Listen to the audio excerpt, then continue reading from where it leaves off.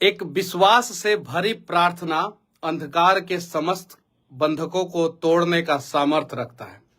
मैंने भी एक विश्वास से प्रार्थना किया था अपने भगवान से, उन लोगों से हैं, और आप सभी को पता है कि मैंने क्या प्रार्थना किया था।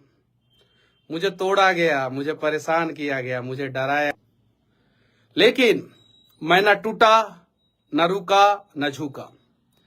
मैं अपना काम करते रहा। फिर से मैं कह देना चाहता हूं आप लोगों से, ध्यान से, अगर जीवन में आगे बढ़ना चाहते हैं तो एक विश्वास से किया हुआ प्रार्थना अंधकार के समस्त बंधकों को तोड़ने का सामर्थ्य रखता है। और शायद मेरा प्रार्थना जो है सुना जाएगा।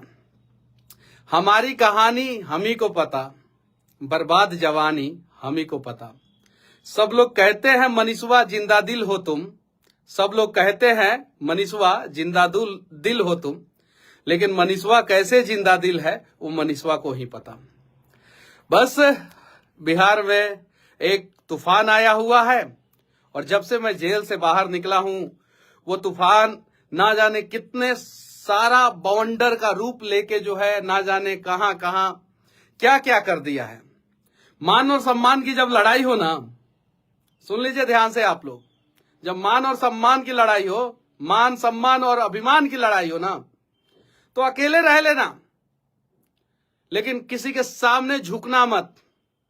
जब मान सम्मान अभिमान की लड़ाई हो तो अकेले रह लेना, लेकिन किसी के सामने झुकना मत। खुद को टूटने न देना। खुद का सम्मान करोगे ना तो दुनिया तुम्हें सम्मान करेगी। बहुत सारे लोगों ने बोला, बहुत बोलता है मनीषवा। मनीषवा केवल बिहार और बिहार के लोगों के लिए बोलता है। नया मुख्यमंत्री देखने को मिलेगा बहुत जल्द आप लोगों को, उप मुख्यमंत्री भी नए होंगे।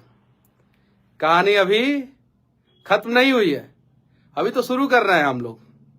और अब राजा के बेटाओं की कहानी नहीं लिखी जाएगी, अब गरीबों की कहानी लिखी जाएगी, उनके स्वाभिमान की कहानी लिखी जाएगी, उनके साथ जो अपमान हुआ है उसकी कहानी लिखी जाएगी।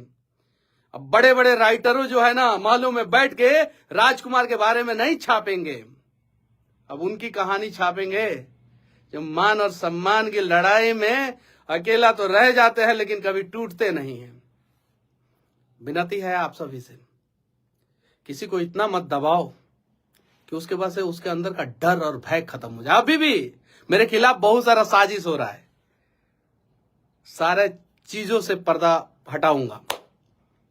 जो करना है कर लीजिए, फर्क नहीं पड़ता, ठीक है। बवंडर आया है बिहार में, और ये बवंडर जो है ना राजनीतिक पॉलिटिकल बवंडर है, ठीक है। बवंडर के बाद क्या होता है पता है ना, जितने रास्ते में जो है धूल मिट्टी जो होता है ना वो सब साफ हो जाता है और रास्ता सीधा हो जाता है, ठीक है। जब भी तुम्हें लगे कि तुम खत्म हो गए हो ना, जब भी तुम्हें लगे कि तुम खत्म हो गए हो ना, तुम्हारे पास कोई ऑप्शन नहीं बचता है ना, तो वहीं से तुम्हारी जिंदगी चालू होती है।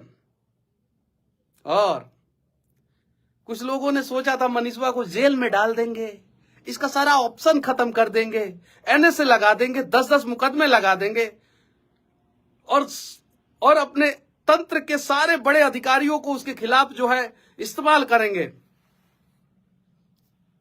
आपने हमारे लिए ऑप्शन खत्म करने का प्रयास किया और वहीं से तो हमारी जिंदगी चालू हुई। आप लोगों ने अपने लिए चिकना चिकना सड़क बनाया और हम गरीबों के रास्ते में खड्डे खोद दिया। अरे छलांग लगाना तो आप ही लोगों ने सिखा दिया कि खड्डा को कैसे तड़प के पार करना है। हरशंकर परसाई जी का नाम सुने हैं? अरे पढ़े लिखे होते तब ना आप लोग, अरे हाँ सब लोग तो, कुछ लोगों को हम बोल। हरशंकर परसाई जी एक राइटर है, कमाल के राइटर है।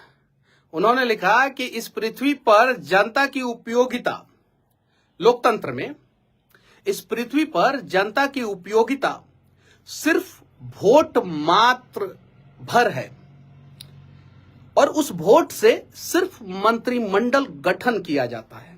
हरशंकर परसाई जी का है, मेरा नहीं है, वो जब थे तब लिखे। और उनकी लाइनें जो है उस समय देश के लिए सटीक बैठती थी।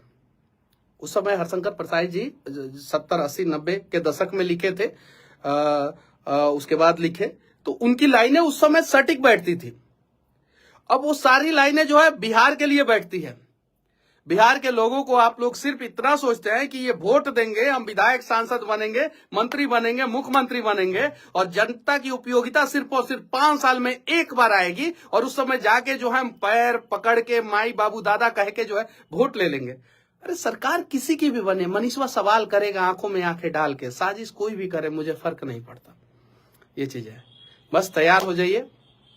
उम्मीद है कि नया बिहार का नींव अब पड़ेगा। उम्मीद है बिहार को बाढ़ से मुक्ति मिलेगी। उम्मीद है कि बिहार में भी इंडस्ट्री आएगा। उम्मीद है कि बिहारियों का पलायन रुकेगा। और ये उम्मीद जब तक पूरा नहीं होगा तब तक हम लड़ेंगे। और इस बात का भी उम्मीद है कि जब तक हम बिहारियों के सारे उम्मीदों को हमारे यहाँ के नेता पूरा नहीं कर देते, तब तक हमारी लड़ाई जारी रहेगी। बस फिर से मैं कहना चाहता हूं, ध्यान से आप लोग सुनिए, राजा का बेटा राजा अब नहीं बनेगा। अब जो हकदार होगा वही राजा बनेगा। और विरासतों से नहीं तय होंगे सियासतों के फैसले। अब तो उड़ान बताएगा कि आसमान किसका है। जय हिंद।